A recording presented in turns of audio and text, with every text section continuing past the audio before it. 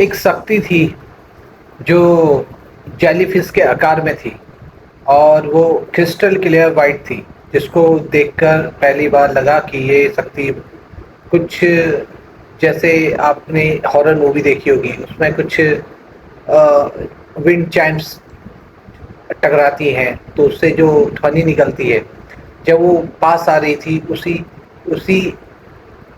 उसी के दौरान वो विंड चाइम्स की भी आवाज़ आ रही थी और एक रेट्रो रेट्रो पुराने ज़माने का दृश्य महसूस हो रहा था। फिर उसके बाद ऐसा लगा कि वो अक्षय कुमार के बॉडी में प्रवेश कर गई और उनकी सोल को और उनको स्प्लिट कर दिया। फिर इसके बाद 10 दिन के अंतराल में 2 बड़े वीवीआईपी की दुखद मृत्यु हुई है। मैंने दोस्तों ये भी बताया था कि उनको प्रॉपर देख रेख की ज़रूरत है।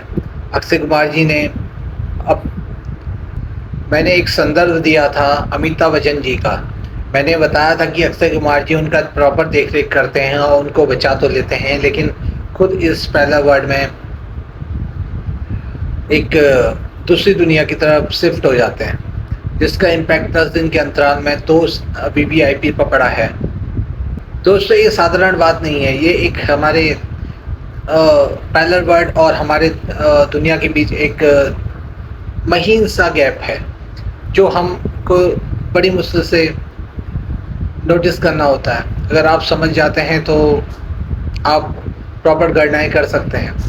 जिस हिसाब से मैंने बताया था कि अमिताभ बच्चन जी, मैंने कई पोस्ट में ये पोस्ट की थी कि अमिताभ बच्चन जी नहीं रहे। वो बड़े दिग्गज लोगों के प्रति एक संदर्भ दिया गया था कि उनका दुखद अंत हो सकता है, वो हमें छोड़कर जा सकते हैं, जिससे देश को बहुत बड़ी क्षति देखने को मिलेगी। और ऐसा ही हुआ। 10 दिन के अंतराल में 2 वीवीआईपी, 2 राजनेताओं का दुखद अंत हो गया है। बीते सोमवार को शिबू सोरेन, छत्तीसगढ़ के पूर्व मुख्यमंत्री और आज जेएंडके के पूर्व उपराज्यपाल